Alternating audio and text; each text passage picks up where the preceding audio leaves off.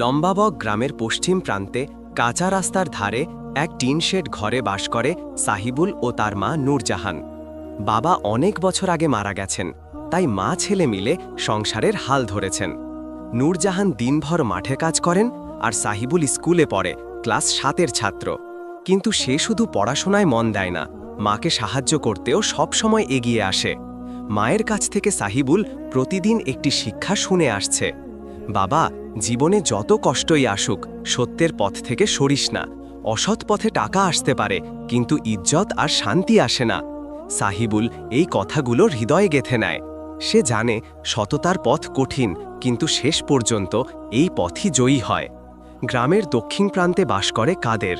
40-এর কোঠায় বয়স, মুখে সবসময় একটা চালাকির হাসি ঝুলে থাকত। সে গ্রামের ছোটখাটো ব্যবসায়ী, তবে তার ব্যবসা প্রতারণার ওপর দাঁড়িয়েছিল।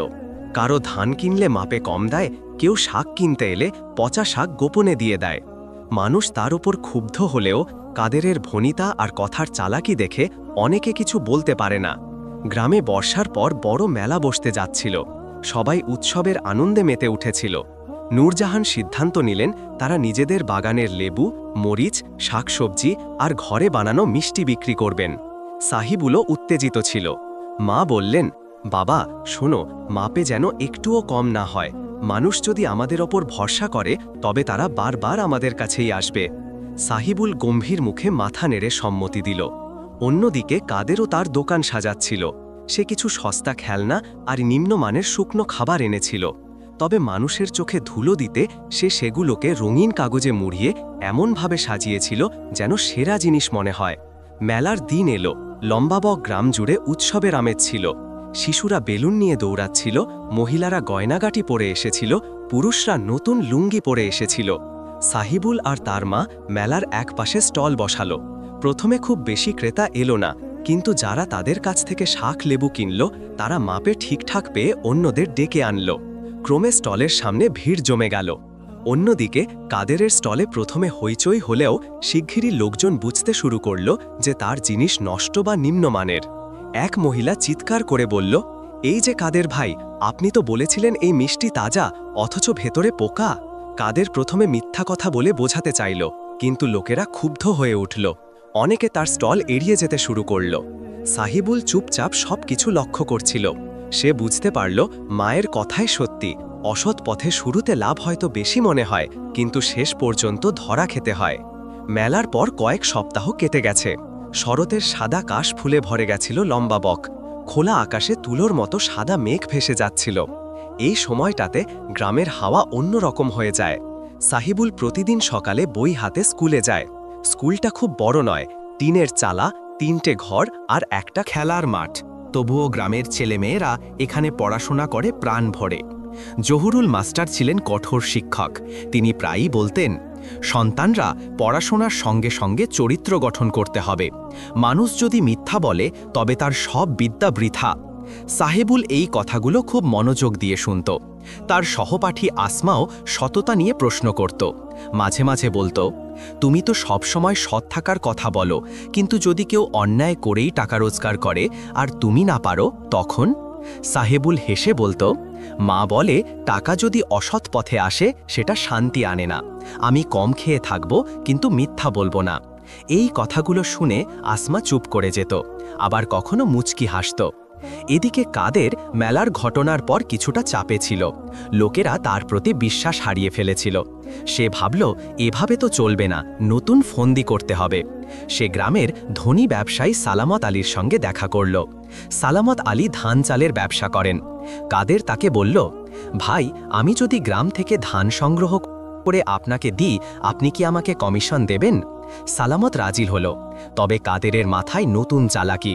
সে কৃষকদের কাছ থেকে ধান কেনার সময় মাপে কম দিতে লাগল, আর ভালো ধান আলাদা করে নিজের ঘরে রাখল। কৃষকরা প্রথমে কিছু টের পেল না, কিন্তু ধীরে ধীরে সন্দেহ বাড়তে লাগল। একদিন রাহেলা বুড়ি কাঁদতে কাঁদতে নূরজাহানের কাছে এলো। মা গো, কাদের আমার ধানের মাপে কেটে দিয়েছে। আমি তো অন্ধ, দেখতে পাই না, কিন্তু লোকজন বলছে আমার ধান অর্ধেক কম। নূরজাহান হতাশ হলেন। তিনি জানেন কাদেরের স্বভাব, কিন্তু সরাসরি কিছু বলতেও ভয় পান।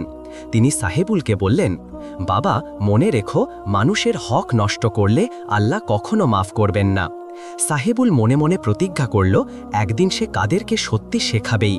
শুক্রবারে লম্বাবকের মসজিদে সবাই একত্র হল। মতিউর রহমান ইমাম খুতবার মধ্যে বললেন, ভাইয়েরা, সৎ থাকা মানেই আল্লাহর কাছে সম্মান পাওয়া। প্রতারণা করলে সাময়িক লাভ হলেও শেষে সর্বনাশ হয়। কাদেরও মসজিদে বসে শুনছিল। তার ভেতরে অদ্ভুত একটা অস্তিত্ব হচ্ছিল। মনে হচ্ছিল যেন কথাগুলো সরাসরি তাকে উদ্দেশ্য করে বলা হচ্ছিল, কিন্তু বাইরে এসে সে আবার নিজের পুরনো স্বভাবের দিকে ফিরে গেল।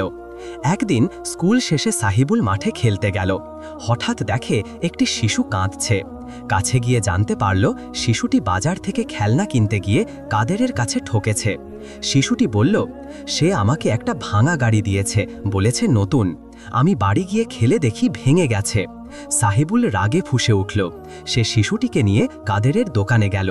সবার সামনে বলল, কাদের চাচা, এটা অন্যায়, আপনি কেন শিশুদের ঠকান? কাদের প্রথমে সাহিবুলকে ধমকালো, ছোট ছেলেপেলে হয়ে আমাকে শেখাচ্ছিস? কিন্তু আশপাশের লোকজন জমে গেল। সবাই সাহিবুলের পক্ষ নিল। কাদের বাধ্য হয়ে খেলনাটা বদলে দিল। এই ঘটনার পর থেকে গ্রামের লোকজন সাহিবুলকে নতুন চোখে দেখতে শুরু করল। তার সততা আর সাহস গ্রামের মানুষকে অনুপ্রাণিত করল। শীত নামতে শুরু করেছিল লম্বা বকে। কুয়াশায় ভোরের আকাশ ঢেকে থাকত। মাঠে শিশির জমে মুক্তার মতো ঝিকমিক করত। কৃষকেরা তখন ধানের মৌসুমে ব্যস্ত ছিল। এই সময় গ্রামে আসলো দুই নতুন মুখ, রফিক আর কালাম মিয়া। রফিক ছিল পরিশ্রমী, সৎ কৃষক। সারা বছর খেটে ফসল ফলায়, কিন্তু ধান বিক্রি করতে গেলে প্রায়ই প্রতারণার শিকার হতো। কালাম মিয়া ছিল পাশের গ্রামের এক ধূর্ত ব্যবসায়ী। কাদেরের সঙ্গে তার পুরনো সম্পর্ক ছিল। সে সুযোগ পেলেই প্রতারণা করত। গ্রামের মানুষ তাদের দেখে শঙ্কিত হল, বিশেষ করে কালাম মিয়াকে। এক সন্ধ্যায় কাদের আর কালাম মিয়া চুপি চুপি বসে পরিকল্পনা করছিল। কাদের বলল, গ্রামের লোকজন এখন আমার ওপর বিশ্বাস করে না, কিন্তু যদি আমরা একসঙ্গে ধান কেনার ব্যবসা ধরি তাহলে সবাই বাধ্য হয়ে আমাদের কাছে ধান বিক্রি করবে। কালাম মিয়া হাসল, তুই ঠিক বলেছিস, আমরা দাম কমিয়ে কিনব, পরে শহরে বেশি দামে বেচব, লাভ আমাদের। তাদের এই ফন্দি গ্রামের সাধারণ কৃষকদের বিপদে ফেলল। রফিক কৃষক কাদো গলায় তার স্ত্রীকে বলল, আমি সারা বছর খেটে ধান ফলাই আর ওরা জোর করে কম দামে কিনে নেয়, এভাবে কি সংসার চলবে? তার স্ত্রী নিরুপায় হয়ে শুধু চোখের পানি ফেলল। একদিন রফিক কৃষক নূরজাহানের কাছে এসে মন খুলে কষ্টের কথা বলল। নূরজাহান ধীরে ধীরে বললেন, ভাই, ধৈর্য ধরো, অন্যায় বেশি দিন টিকে না। তুমি তোমার হক আদায়ের চেষ্টা চালিয়ে যাও আর আল্লাহর ওপর ভরসা রাখো। এই কথা শুনে সাহিবুলও দৃঢ় হল। সে ঠিক করল যেভাবেই হোক কাদের আর কালামের প্রতারণা প্রকাশ করবে। কাদের শুধু ব্যবসায় নয়, রাজনীতির খেলায়ও নামল। সে কিছু যুবককে টাকা দিয়ে নিজের দলে টেনে নিল। এই যুবকরা দিনে হইচই করে, কারো জমি দখল করতে চেষ্টা করে, আবার অনেক সময় সৎ মানুষদের ভয় দেখায়। এতে গ্রামে দুই ভাগ হয়ে গেল, এক দল কাদেরের দলে আর এক দল সৎ মানুষদের পক্ষে। ইমাম মতিউর রহমান এই অবস্থা দেখে কষ্টে ভুগতে লাগলেন। তিনি একদিন মসজিদে বললেন, হে মানুষ, তোমরা কেন বিভক্ত হচ্ছ? আল্লাহর রাস্তা একটাই, সততা। অন্যায় করে কখনো শান্তি আসবে না। কিন্তু কাদেরের অনুসারীরা এসব কথাকে পাত্তা দিল না। তারা বলল, ইমাম সাহেব শুধু কথা বলেন, আমাদের পেটের ভাত জোগান দেন না। এই সব শুনে ইমাম সাহেবের চোখে পানি চলে এলো। একদিন বাজারে ভয়ঙ্কর ঘটনা ঘটল। রফিক কৃষক ধান বিক্রি করতে এলো। কাদের ও কালাম জোর করে তার ধান কম দামে কিনতে চাইল। রফিক রাজি না হলে কাদেরের লোকজন তাকে মারতে উদ্যত হল। ঠিক তখন সাহিবুল দৌড়ে এসে দাঁড়ালো সামনে। না, তোমরা অন্যায় করছো, এটা চলতে পারে না। কাদের গর্জে উঠল, তুই আবার মাঝখানে আসবি? ছোট ছেলেপেলে হয়ে বড়দের কাজে নাক গলাচ্ছিস? সাহিবুল ভয়ে পিছিয়ে গেল না। সে সবার সামনে দাঁড়িয়ে বলল, যে অন্যায় করে সে বড় নয়, আল্লাহর কাছে সৎ মানুষই বড়। মানুষজন ভিড় করল। অনেকে সাহিবুলের কথা শুনে রফিকের পক্ষে দাঁড়ালো, কিন্তু কাদেরের দলবলও ছিল। ফলে বাজারে তুমুল ঝগড়া লেগে গেল। শেষে গ্রাম প্রধান এসে পরিস্থিতি সামাল দিলেন। কিন্তু এর পর থেকেই গ্রামে ভয় আর উত্তেজনা বাড়তে লাগল। বাজারে ঘটনার পর কাদের বুঝে গেল গ্রামে তার ক্ষমতা টিকে থাকবে না যদি সাহিবুল ও রফিকের মতো মানুষদের দমন না করা যায়। তাই সে কালাম মিয়াকে নিয়ে আরও বড় পরিকল্পনা শুরু করল। কাদের বলল, শোন কালাম, এভাবে ছোটখাটো লড়াইয়ে লাভ নেই, আমাদের দরকার এমন কিছু করা যাতে পুরো গ্রাম ভয় পায়। কালাম মিয়া মুচকি হাসল, আমি বুঝেছি, আমরা আগুন লাগিয়ে দেব রফিকের গোলায়, ধান পুড়ে গেলে সে নিঃস্ব হয়ে যাবে। কাদের হাসতে হাসতে বলল, ঠিক তাই, আর সবাই জানবেই না কে করেছে, ওরা ভাববে দুর্ভাগ্য। এক রাতে গভীর কুয়াশার ভেতর হঠাৎ রফিকের গোলায় আগুন লেগে গেল। চোখের পলকে আগুন চারদিকে ছড়িয়ে পড়ল। কৃষকের চিৎকারে গ্রামবাসী ছুটে এলো। সবাই মিলে পানি ঢালল, কিন্তু বেশিরভাগ ধান পুড়ে ছাই হয়ে গেল। রফিক মাটিতে বসে হাউমাউ করে কাঁদতে লাগল। হায় আল্লাহ, আমার 1 বছরের পরিশ্রম শেষ, আমি এখন পরিবারকে খাওয়াবো কি দিয়ে? তার স্ত্রী আর সন্তানরাও কান্নায় ভেঙে পড়ল। মানুষজন সন্দেহ করল, কিন্তু কেউ প্রমাণ পেল না। তবে অনেকেই মনে মনে বুঝল এর পেছনে কাদের আর কালামের হাত ছিল। রফিক পরের দিন নূরজাহানের কাছে এসে কাঁদতে কাঁদতে বলল, আপা, আমার জীবন শেষ হয়ে গেল, আমি এখন কি করব? নূরজাহান স্নেহ ভরা চোখে বললেন, ভাই, ধৈর্য ধরো, যে অন্যায় করে সে কখনো জিততে পারে না, আমরা সবাই মিলে তোমার পাশে থাকব। তিনি গ্রামের কয়েকজন মহিলাকে ডেকে নিয়ে রফিকের পরিবারকে চাল ডাল জোগাড় করে দিলেন। এই দৃশ্য দেখে মানুষজন নূরজাহানকে আরও বেশি শ্রদ্ধা করতে লাগল। এই ঘটনার পর সাহিবুল আর চুপ করে রইল না। সে বাজারে গিয়ে সবার সামনে দাঁড়িয়ে বলল, কাদের আর কালাম আমাদের গ্রামের ধ্বংস করছে, আমরা যদি চুপ করে থাকি তাহলে কালকে আমাদের সবার ঘর জ্বলবে, আজ আমাদের এক হতে হবে। তার কণ্ঠে ছিল আগুনের মতো সাহস। অনেক যুবক তার পাশে দাঁড়ালো। আসমা এগিয়ে এসে বলল, সাহিবুল ঠিক বলেছে, আমরা মেয়েরাও ভয় পাব না, অন্যায়ের বিরুদ্ধে আমরা একসঙ্গে লড়ব। মানুষজন উজ্জীবিত হল, কিন্তু কাদেরের গুন্ডারা খবর পেয়ে গেল। কয়েকদিন পরেই কাদেরের লোকেরা রাতের আধারে সাহিবুলের ওপর হামলা করল। তারা লাঠি নিয়ে বাড়ির সামনে আক্রমণ চালালো। সাহিবুল সাহস করে লড়ল। আসমা আর তার বন্ধুরাও দৌড়ে এসে সাহায্য করল। গ্রামের আরও কয়েকজন সৎ যুবক এগিয়ে এলো। ভয়ঙ্কর সংঘর্ষ হল। চারদিকে চিৎকার, লাঠির আঘাত, রক্ত, সব মিলিয়ে গ্রাম অন্ধকারে কেঁপে উঠল। শেষ পর্যন্ত গ্রাম প্রধান ও ইমাম মতিউর রহমান এসে সবাইকে আলাদা করলেন, কিন্তু ক্ষতি ইতিমধ্যেই হয়ে গেছিল। কয়েকজন আহত হল, সাহিবুলের শরীরেও আঘাত লাগল। পরদিন জুমার নামাজে ইমাম সাহেব কাদো গলায় বললেন, হে মানুষ, আমরা কি মুসলমান হয়ে একে অপরের ঘর জ্বালাবো? আমাদের নবী শিখিয়েছেন শান্তি, আর আমরা শিখছি হিংসা। যদি তোমরা থেমে না যাও, আল্লাহর গজব নামবে। কিছু মানুষ কাঁদল, কিন্তু কাদেরের দল আবার গোপনে হাসাহাসি করল। এদিকে কালাম মিয়া খবর দিল, শুন কাদের, আমাদের শুধু রফিককে নয়, এখন সাহিবুলকেও শেষ করতে হবে, না হলে সে বড় নেতা হয়ে যাবে। কাদেরের চোখে লাল আগুন জ্বলে উঠল। সে শপথ নিল, যেভাবেই হোক সাহিবুলকে সরাতে হবে। লম্বা বকের ওপর অশুভ ছায়া নেমে এলো। সবাই বুঝল সামনে আরও বড় ঝড় আসছে। শীতের শেষ রাতে জোয়ার আর বৃষ্টির আগমনী হাওয়া ছিল। লম্বা বকের প্রতিটি ঘরে ঘরে আগামীর অস্বস্তি বাস করছিল, কারণ গত কয়েক সপ্তাহে পরিস্থিতি ক্রমশ খারাপ হচ্ছিল। রফিকের গোলার আগুন, কাদেরের গুন্ডাদের হামলা আর রাতের ছায়ায় থাকা ষড়যন্ত্র, সব মিলিয়ে গ্রামের মানুষ ক্লান্ত ছিল।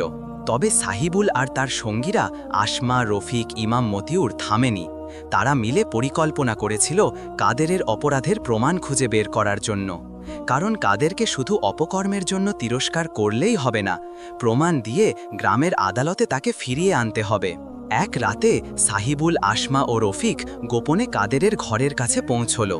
কাদেরের লোকেরা কিছুদিন ধরে শহরে ধান বিক্রি করলে যে ব্যাগগুলো ব্যবহার করে তার মধ্যে কিছু নথি ও চালের খুচরা বিবরণ থাকতে পারে। আসমা ভাঙচুর না করে ঘরের সাইফেলে খোঁজ শুরু করল। হঠাৎ আসমা একটি লুকানো বাক্স খুলে পেল, যার ভেতর ছিল কাগজপত্র, কৃষকদের কাছ থেকে কেনা ধানের তালিকা, কাদেরের কালাম মিয়ার সঙ্গে লেনদেনের রসিদ এবং এমনকি একটি তালিকাও যেখানে কাদের যাদের টাকা দিয়ে নিয়েছে তার নাম ও অঙ্ক স্পষ্ট। সাহিবুলের হাত কাঁপতে লাগল। প্রমাণগুলো খুবই সরাসরি আর শক্ত ছিল। তারা আরেকটু নিচে খুঁজতেই পেল এক পুরনো খামে কাদের ও কালামের মধ্যে গোপন আলাপের নকল, যেখানে কাদের বলেছিল কিভাবে তারা আগুন ধরিয়ে দেবে এবং রফিকের ধান পুড়ে গেলে তাকে মাথায় নিতে হবে। এই সব প্রমাণ তারা চুপ করে নিয়ে এলো ইমাম মতিউরের কাছে। ইমাম সাহেব কাঁদছিলেন, না কেবল কাদেরের অন্যায়ের জন্য, বরং গ্রামের মানুষ এতটা বিভক্ত হতে পারে এই ভাবনায়। তিনি বললেন, এখন আমাদের সাহস থাকা দরকার। প্রমাণ আছে, তাহলে আইন ও শাস্তি দুটোই প্রযোজ্য। পরদিন সকালে গ্রাম প্রধানকে নিয়ে উপস্থিত হলেন ইমাম, সাহেবুল ও রফিক। গ্রামের পুরনো কুটিরে জরুরি সভা ডাকা হলো। পুরুষ মহিলা সবাই হাজির ছিল। কাদের প্রথমে অস্বীকার করল, তার মুখে ছিল আগের মতো ঠাট্টা হাসি। কিন্তু যখন ইমাম সাহেব প্রমাণগুলো সামনে রেখে সেগুলো পড়ে বললেন, লোকজনের রাগ কেবল বুকের ভেতরেই থেমে থাকল না, শব্দে অভিব্যক্তিতেও তা প্রকাশ পেল। কাদেরের গলা কমে এলো। সে বারবার বলতে লাগল, আমি করিনি, এটা নালিশ, কেউ আমাকে ফাঁসাচ্ছে। কিন্তু তালিকার কপিটা ও নগদের রসিদ এবং কাদেরের নিজের হাতে লেখা একটি নোট, সব মিলিয়ে গ্রাম প্রধানের মুখে স্পষ্ট সিদ্ধান্ত আসলো। গ্রাম প্রধান বললেন, এই প্রমাণ দেখেই বিষয়টা তদন্তে পাঠানো হবে। এই মুহূর্তে আমরা কাদেরকে গ্রাম থেকে সাময়িকভাবে নির্বাসিত রাখছি এবং পুলিশকে জানানো হবে। কাদের তখন ক্রুদ্ধভাবে চিৎকার করে বলল, তোমরা সবাই আমার সাথে এক হতে পারো, তোমরা দেখবে আমি ফিরে এসে তোমাদের সব বন্ধ করে দেব। কিন্তু গ্রামের মানুষের চোখে ভয়ের বদলে এখন বিচারের স্বতঃস্ফূর্ত প্রত্যাশা জেগে উঠল। অনেকেই কাদেরের কাছে ক্ষতিপূরণ দাবি করল। রফিককে ক্ষতিপূরণ, আহতদের চিকিৎসার ব্যয় ও যে অশান্তি আছে তার ক্ষতিপূরণ। কিন্তু ঠিক সে সময় নতুন আরেকটি দুর্যোগ এসে পড়ল। জলবায়ুর বদলে যাওয়া আচমকা ঝড়, খাল ভেঙে বন্যা তীব্রভাবে লম্বাবক্ষে আঘাত করল। রাতের আগেই সবাইকে সংকেত দেওয়া হলো। ভোরে সবাই ঘুমন্ত অবস্থায় ভাসতে থাকা নৌকায় জড়ো হলো। রক্তাক্ত কাণ্ড আর বিচার সব কিছু যেন সাময়িক স্থগিত। মানুষের জীবনের বিপদ এখন প্রধান। কাদের, যাকে এখন সবাই সন্দেহে দেখে, সে নিজেই নিজের চারপাশে আবর্তিত পানিতে আটকে গেল। প্রথমে কেউ তাকে সাহায্য করতে চায় না, তারাই যারা সবচেয়ে ক্ষতিগ্রস্ত ছিল। কিন্তু ইমাম মতিউর সরাসরি বলে উঠলেন, ভাই, পানির কাছে আমরা সবাই সমান, এখন দেশের জীবন উদ্ধার করাই প্রধান। এই কথায় কাদের নিজেই কেঁপে উঠল। সাহেবুল, আসমা ও রফিক দ্রুত নৌকা করে গিয়ে কাদেরের দলে থাকা কয়েক যুবককে, বৃদ্ধদের ও শিশুকে উদ্ধার করে আনল। কাদের তখন তন্ময় হয়ে চেঁচিয়ে বলল, তোমরা আমার জন্য কেন ঝুঁকি নিলে? সাহেবুলের চোখে তখন রাগ আর দয়ার মিশ্রণ। সে বলল, কারণ আমরা মানুষ, অপরাধ আর ভুল আলাদা বিষয়, মানুষের জীবন আলাদা। বন্যার পর কাজ শুরু হলো লম্বা বকের পুনর্গঠনে। কাদের নিজের করুণ দশা দেখে নিজের কৃতকর্মের ফল বুঝতে থাকল। ধ্বংস হওয়া ধান, ভেঙে পড়া ঘর আর মানুষের ক্ষত, সব কিছু কাদেরের কণ্ঠে কাঁদা হয়ে উঠল। সে বাধ্য হয়ে স্বীকার করল, আমি ভুল করেছি, আমি শর্তবিহীন ক্ষমা চাই।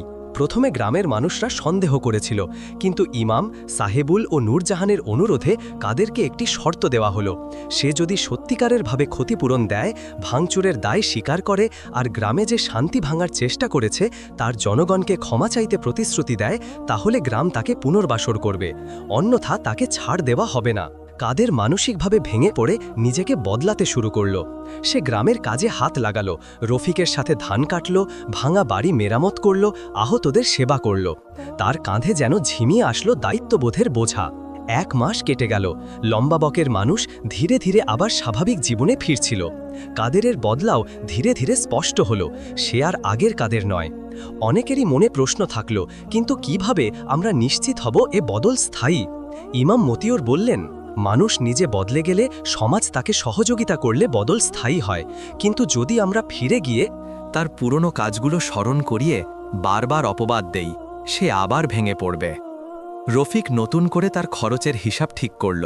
কাদেরের দেওয়া ক্ষতিপূরণ আর গ্রামের সহযোগিতায় সে আবার নিজের খেতে কাজ শুরু করল। নূরজাহান, সাহিবুল ও আসমা সবাই মিলে গ্রামের স্কুলে নতুন পাঠশালা ও সচেতনতা কর্মশালা চালু করল, যাতে নতুন প্রজন্ম সততা ও ঐক্যের মূল্য জানে।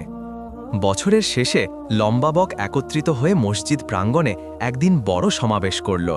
সেখানে ইমাম, গ্রাম প্রধান, সাহিবুল, নূরজাহান, রফিক ও কাদের সবাই বক্তব্য রাখল। কাদের কাঁদতে কাঁদতে মাইকে বলল, আমি ভুল করেছি, আমি সবাইকে কষ্ট দিয়েছি, আমি ক্ষমা চাই, আমি এখন থেকে এই গ্রামের জন্য কাজ করব। গ্রামের অনেকেই বলতে লাগল, ক্ষমা করে দাও, কিন্তু চোখে রাখব। নূরজাহান মায়ের মতো চোখে বললেন, স্কুলে আমরা শিখাই সততা, ক্ষমা এবং পরিবর্তন। যিনি সত্যিই বদলেছেন তাকে পথ দেখানো আমাদের কর্তব্য। সাহিবুল তখন মঞ্চে উঠে বলল, মা, আপনি আজ আমার সঙ্গে আছো। আপনি যা শিখিয়েছিলেন, সত্য, ধৈর্য এবং দয়া, সে কারণেই আমরা এখানে এসেছি। লম্বাবক আজ নতুন করে যেন জন্ম নিল। ভালোবাসার ক্ষেত্রে পুরনো ভুল ত্রুটির বিচার আছে, কিন্তু মানুষের বদল চিহ্নিত হয়ে গেলে সমাজে তাকে সুযোগ দেওয়া হলো।